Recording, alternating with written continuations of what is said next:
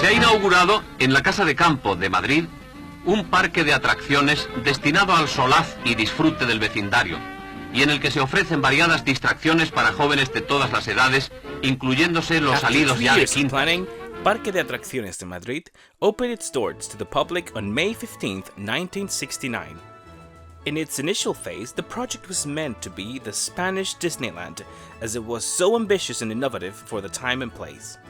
The first concept that they considered featured popular characters from Spanish literature around the park, along with numerous buildings, churches and mosques that are relevant in the Spanish history. It would have also featured an area dedicated to the future.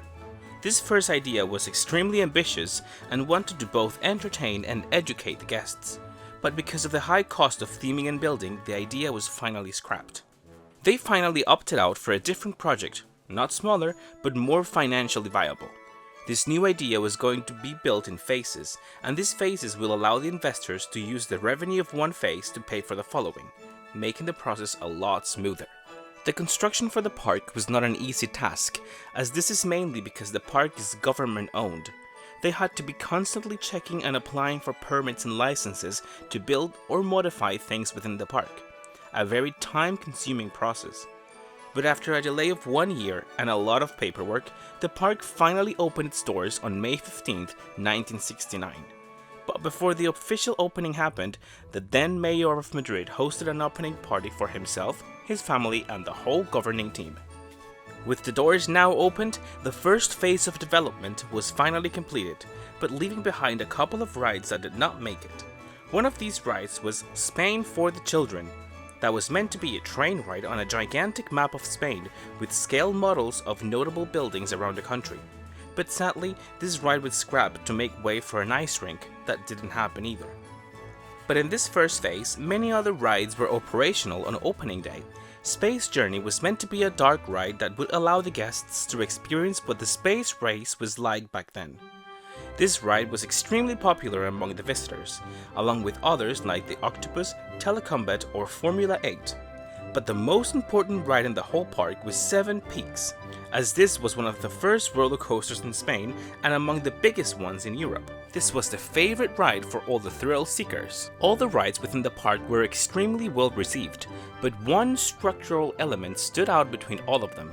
The Flying Saucer was a 33-meter tall structure that could be seen from any point inside the park and also outside of it. This saucer of 300 square meters of space had an American-style cafe as well as a panoramic viewpoint, together holding between 200 and 300 people. But because of its way of going up and down, the town hall ordered for it to be closed as it did not comply with the newest security measures. Even though the rides brought life to the park, it was the popular culture that kept attracting more and more visitors to the park during its first 10 years. The theater within the park could hold almost 5,000 people and had a unique architecture, and so many big-name artists from the time perform on its stage. The presence of these artists made the park gain a huge momentum in popularity, some days having around 35,000 people in the park. But the shows were not the only event that the park held. Using the well-established fair concept, the park started to organize festivals around the one specific theme, usually a drink or a food, like one for wine, cheese, fish, or beer. At first, the administration of the park did not like these ideas, but seeing its success, they decided to keep on hosting them. After receiving more than 2 million visitors during its first 8 months, the park finally closed its doors to continue with the plans for the second and third phase.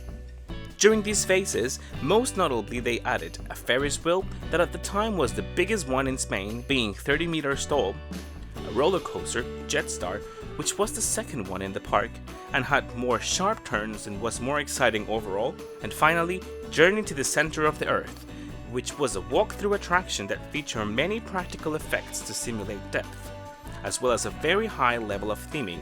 Sadly, this last one caught on fire and forced it to close, turning it then into a new ride called the Pirates. Other notable rides were a Mississippi boat and a spooky dark ride. During this time, the park also built a train that traveled within the park.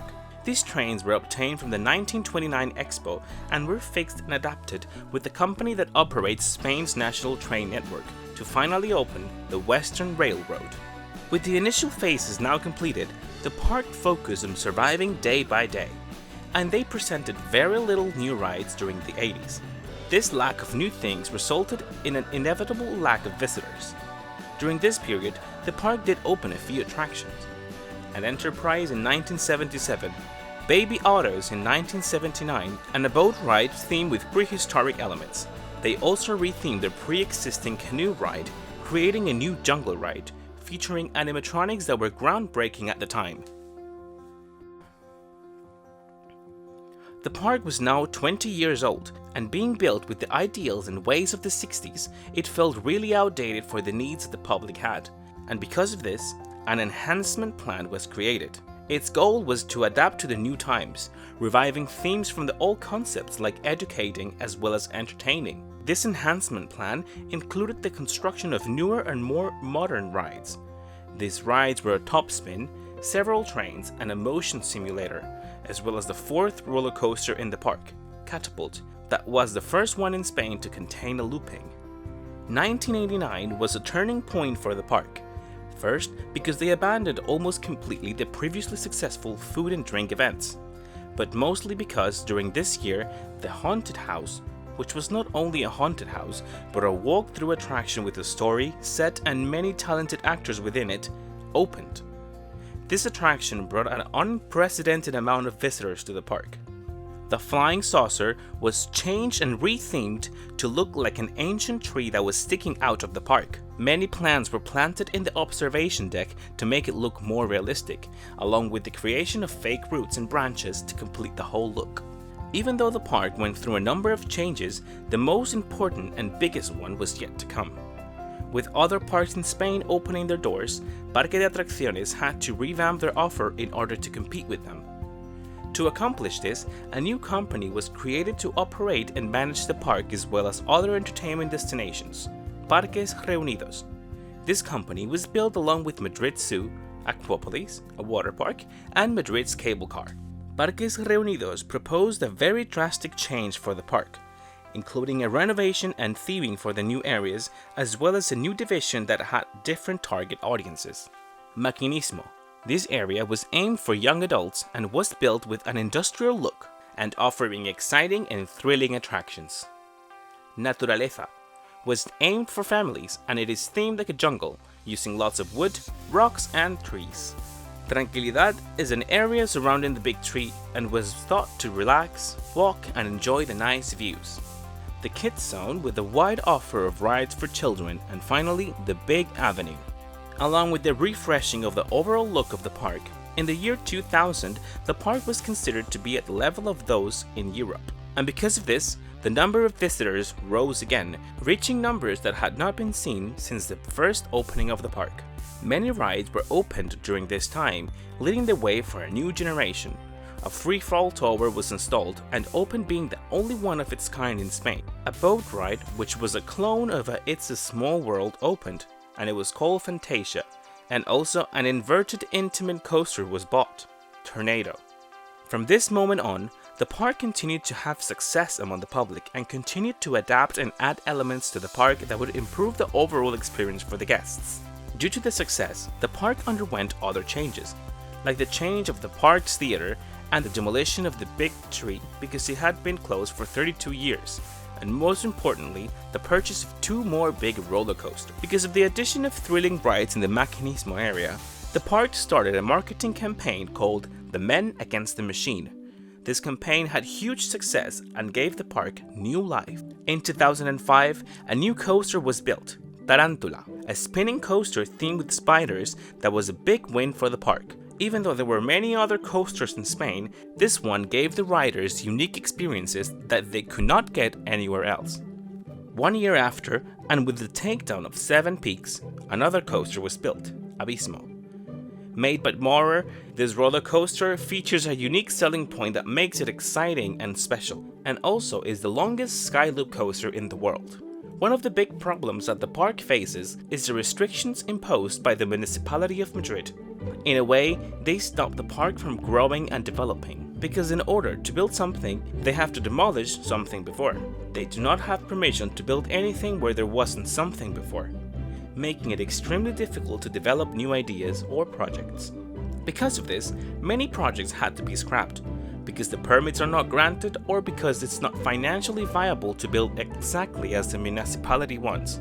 Currently, there is an abandoned theater in the park, or the volcano from Journey to the Center of the Earth had to be demolished because the government ordered to do so, as well as a huge outdoor shopping and eating area that doesn't comply with some rules that were imposed to the park. It is clear to see that this park has an invaluable history and that it was a gem in its past. However, due to various reasons, the quality of the overall experience has been decreasing continuously. Maybe because of the municipality or maybe because of the management. But this park gives the wrong impression as a bad park today, when it was an exemplary one during its golden days. But the park continues to try to make a space for them within the European market, adding areas of big brand names like Nickelodeon or The Walking Dead. It is very likely that the decrease in quality may be due to the change in management that the park suffers, as Parques Reunidos has been changing the directive team almost yearly since 2016, resulting in an inconsistency in the improvement methods that the park requires. However, Parques Reunidos is the operator of the park, meaning that they focus their investments in those parts that are their own, leading to an inevitable neglect towards this park. Today, Parque de Atracciones de Madrid is in an uncertain position, and its original essence is fading away every day that passes. But hopefully, with a change in operation methods, the park can recover what it once was.